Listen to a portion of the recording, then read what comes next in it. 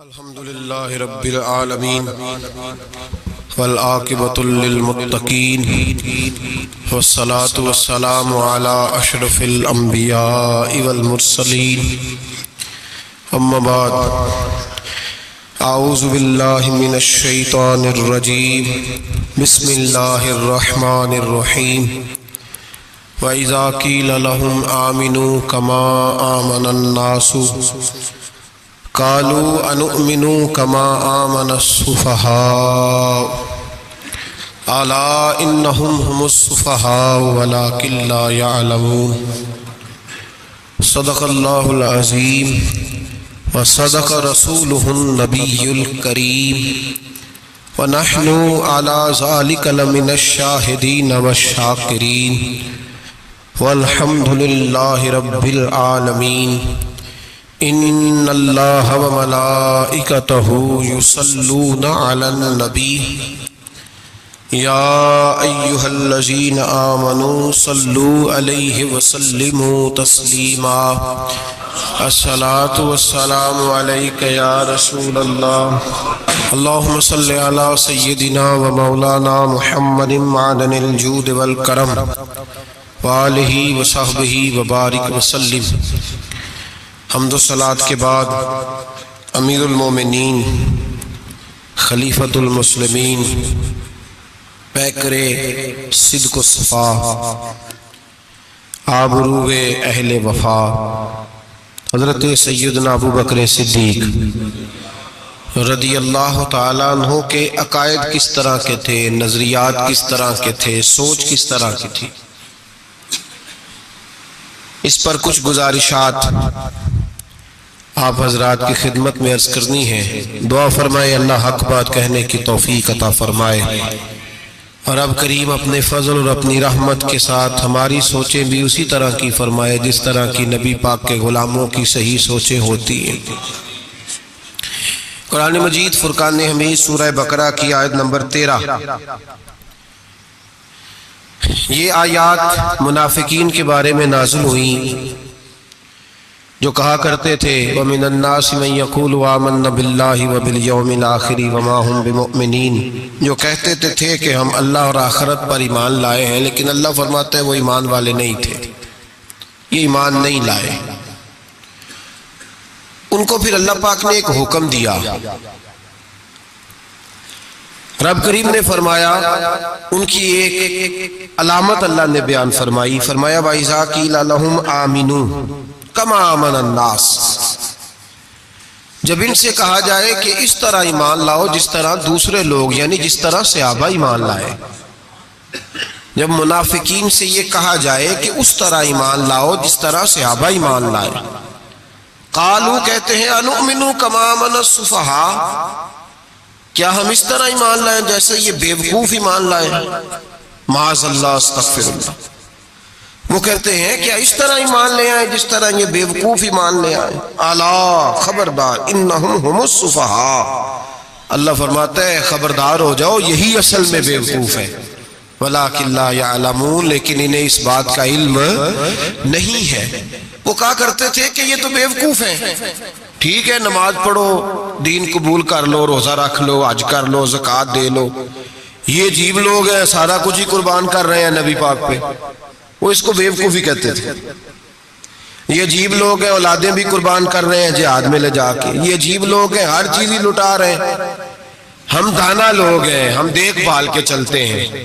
اللہ فرماتے تم بیوقوف ہو، تم بیوقوف ہو جن کے سامنے میرے نبی کی رحمت کا دریا بہہ رہا ہے، جن کے سامنے حضور کے کرم کی برکھا برس رہی ہے، لیکن تم نے پھر بھی سارا کچھ بچا کے رکھا ہوا ہے، تم اس سودے کو سمجھے ہی نہیں۔ یہاں اگر تم ایک قربان کرتے میں تمہیں 70-100 گنا اجر عطا فرماتا۔ وہ عقل جو آج بہت سارے مسلمانوں کو بھی اللہ خیر کرے آ گئی ہے، کہتے ہیں ٹھیک ہے بیٹے نماز پڑھنی چاہیے، مسجد جانا چاہیے، تو پکا ہی مولوی بن گیا ہے، ٹھیک ہے جی میں بھی نماز پڑھتا ہوں، روزہ رکھتا ہوں، لیکن یہ والا کام نہیں مجھ سے ہوتا کہ بندہ سارا کچھ چھوڑ چھاڑ کے مسیتڑی ہو جائے۔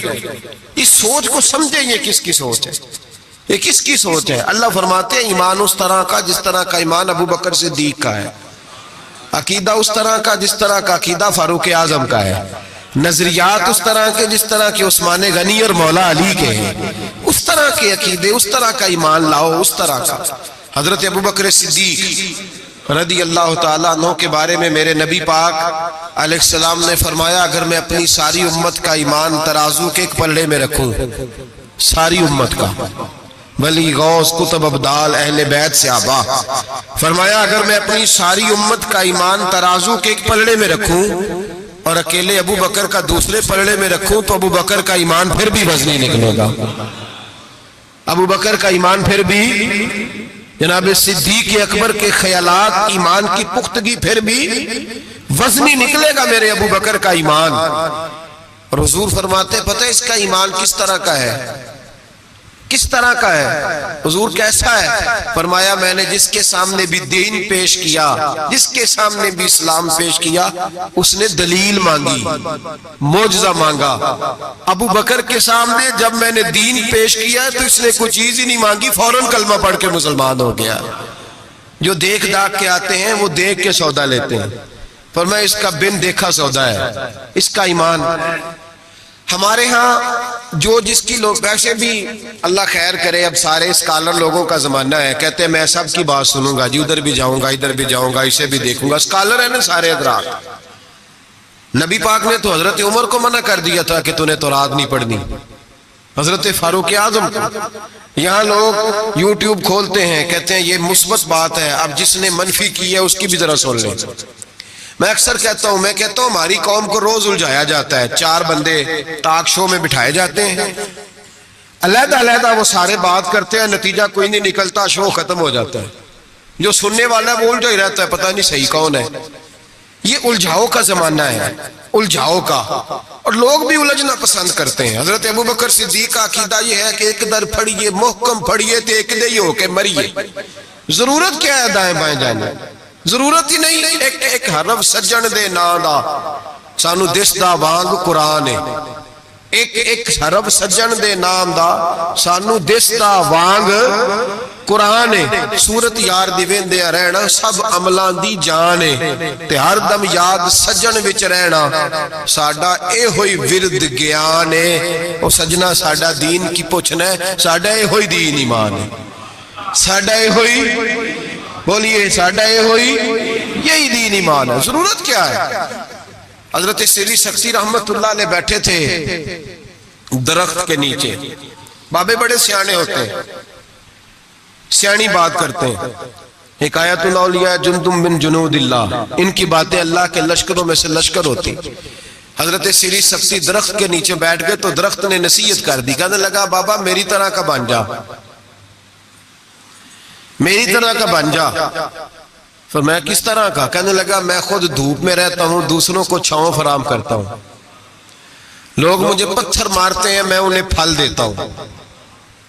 تو آپ فرمانے لگے ٹھیک ہے بھائی یہ تو تیری بات صحیح ہے، پر تیری اخیر اچھی نہیں ہے تو بڑا اچھا، پر یار ذرا بتا تیری اخیر اچھی نیند آ رہی ہے آپ لوگوں کو؟ اجے تے ہن پکے چلے نے تہاڈی مہربانی، چل لیں دیو تھوڑے دے، پہلے ہی سونے لگ گئے آپ حضرات۔ حضرت سری سکتی کیا کہنے لگے؟ کہنے لگے تیری اخیر تو میاں اگر ناراض نہ ہونا، بزرگ ہے نا، کہنے لگے ناراض نہ ہو جانا، بات تیری ٹھیک ہے، پر اگر تو اتنا ہی اچھا ہے تو پھر جب تو خشک ہو جائے تو تجھے جلا ہی دیا جاتا ہے، تیرا آخر جل جانا ہے، سڑ جانا ہے، خاک بن جانا ہے، وجہ۔ تو کہنے لگا میرے اندر خوبیاں بڑی ہیں، ایک خامی ہے جس کی وجہ سے میری اخیر، میرا انجام اچھا۔ آپ نے فرمایا وہ کیا؟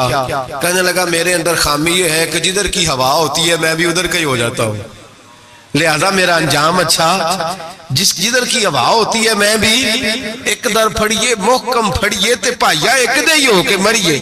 فرمایا میرا مسئلہ یہ ہے کہ جدھر کی ہوا میں بھی، تو یہ ادا میرے اللہ کو میری پسند، یہ نہیں پسند اسے میری ادا، لہذا جب میں ختم ہو جاتا ہوں پھر جلایا جاتا ہوں، تپایا جاتا ہوں، خاک ہو جاتا ہوں۔ بھائی حضرت ابوبکر صدیق رضی اللہ تعالیٰ عنہ کا طریقہ یہ ہے کہ انہوں نے کلمہ پڑھا، اور کلمہ پڑھنے سے لے کر وصال ظاہری تک ایک لمحہ بھی ایسا نہیں جس وقت جناب صدیق اکبر نے دین ایمان کے بارے میں نبی پاک سے کوئی سوال کیا ہو، بس جو حضور نے کہہ دیا ٹھیک ہے، جو فرما دیا۔ یار سوال پیدا ہوتے ہی ہیں نا، لوگ پوچھتے نہیں، ابا جی سے نہیں سوال کرتے، ابا جی سے نہیں سوال کرتے۔ یہاں تو جہاں عقیدت کا رشتہ ہوتا ہے، جہاں بولنا جائز ہی نہیں، وہاں لوگ درجنوں سوال پوچھ لیتے ہیں۔ حضرت ابو بکر صدیق، سوال کوئی نہیں، سوال کوئی نہیں، پانی پرن سویلیاں رنگا رنگ کڑے، اسی پریا اس دا جانیے جس دا تو۔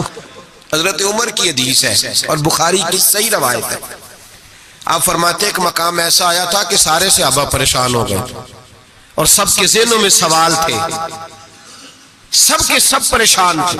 1500 صحابی ہیں، نبی پاک نے خود احرام بندوائے ہیں، فرمایا احرام باندھو عمرہ کرنا ہے، میقات